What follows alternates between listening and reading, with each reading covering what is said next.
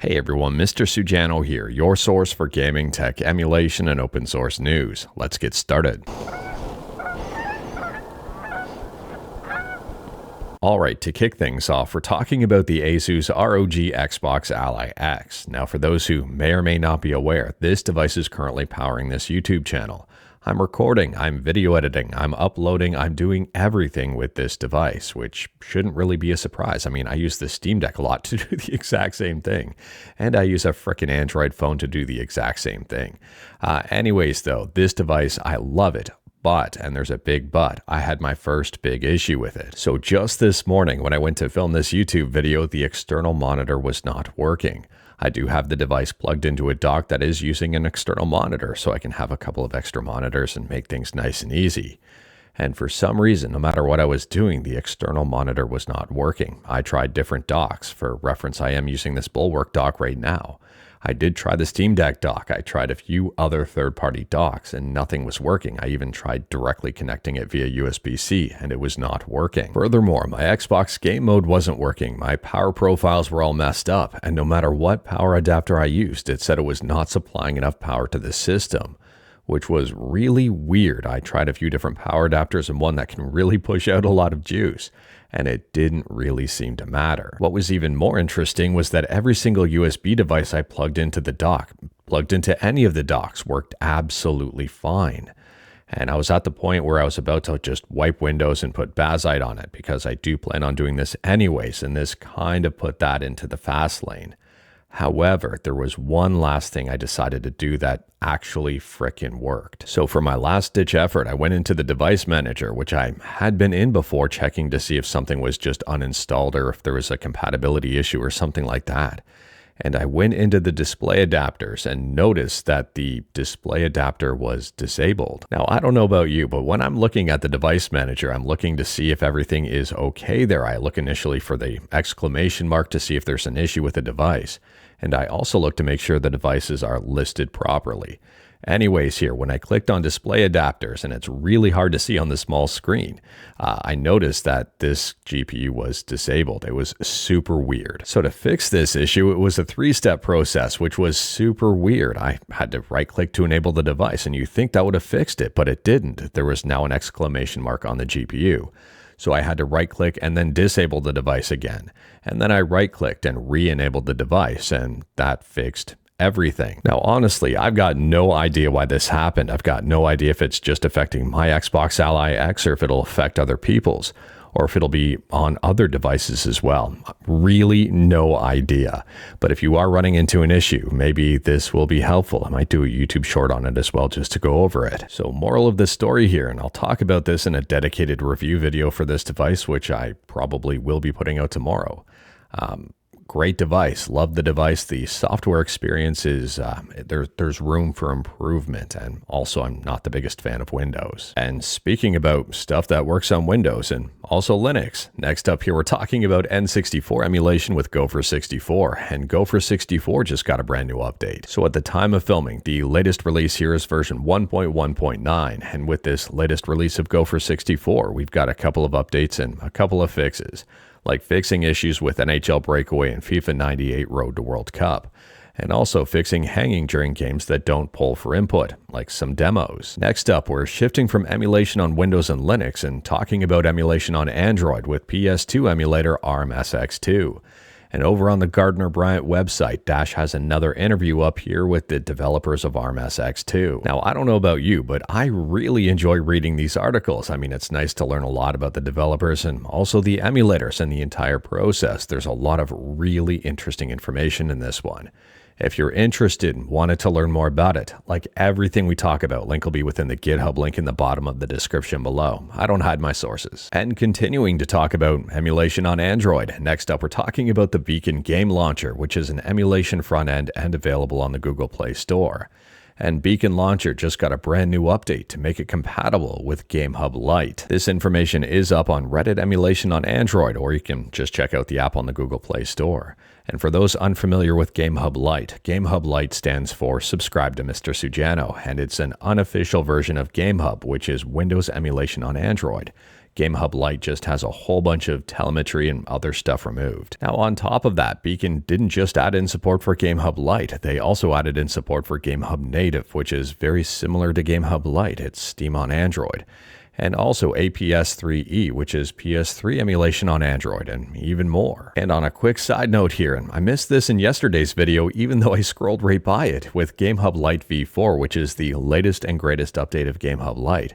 They've added me as the YouTube channel for emulation news. Thank you very much, GameHub Lite. Pretty awesome. And continuing to talk about emulation on Android. Next up, we're talking about Nintendo DS emulation on Android with MelonDS Android, which is a fork of MelonDS Android. This one does support dual screens here. So Melon Dual DS version 0.3.2 is the latest and greatest update, and they say this release brings a mix of important stability improvements and exciting new features, including custom video shaders and better external display compatibility on dual screen devices. And they go on to say here, users can now load and experiment with their own .msha shaders. They've added a DS Lite motion blur shader, introduces the subtle LCD-style ghosting screen on the original DS Lite hardware, giving a more authentic visual feel. And continuing to talk about emulation, next up we're talking about a very interesting article up on Android Authority. They say as console prices increase, I've never been more thankful for emulation handhelds. I'm more convinced than ever the future of gaming is emulation handhelds. Let me know your thoughts about that one. Now, this is just an opinion piece, but at the same time, I find it super interesting. And they even say stuff like today's consoles are historically overpriced and out of reach. And also here, they say sub $100 Android gaming handhelds are about to transform the market. And also, premium gaming handhelds can now emulate Windows games for less than a single console. And also here, and I'll scroll down to it, Android gaming handhelds more than cover all my gaming needs.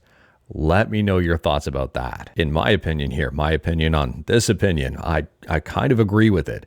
And I would also extend that to stuff like the Steam Deck and also stuff like the Legion Go, the MSI Claw, the Xbox Ally X, the ROG Ally, just a lot of these things here because realistically, I mean, even this YouTube channel is now powered strictly by handheld devices, including my Android phone. So I really think that handhelds are possibly the future here. I could be wrong with that. Maybe that's a hot take.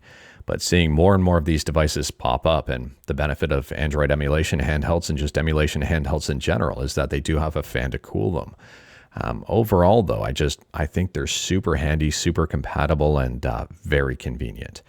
Let me know your thoughts about that, though, in the comments below. However, and the big however here is that there's also a lot of alternatives out there if you're willing to sacrifice a bit of portability, like a gaming laptop with a dedicated GPU and possibly better performance than a gaming handheld.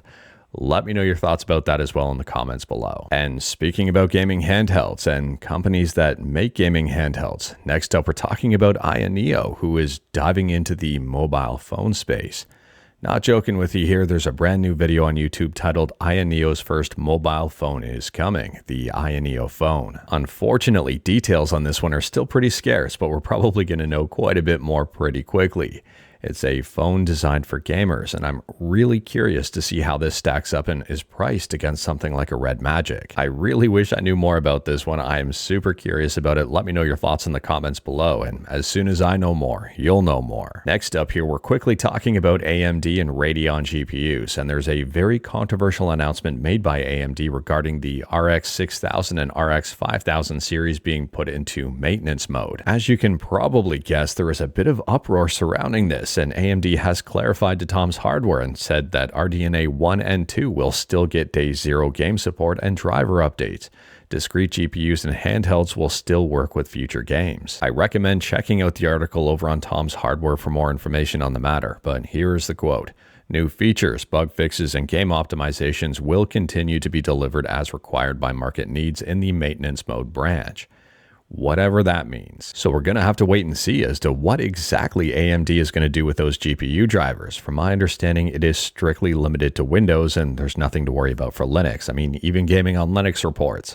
Linux users have no reason to worry about recent AMD GPU driver changes. I would chalk this up to another win for Linux. Now, if you are wondering why, check out the Gaming on Linux article for more information on the matter, but at a very high level, it has to do with Mesa and the whole open source nature of the entire project. Next up, we're talking about Halo and a bunch of different versions of Halo. Halo Combat Evolved, the remaster, and also Halo Campaign Evolved. And if you're interested in seeing a side-by-side or on top, well, there is an interesting comparison on YouTube that I would recommend checking out.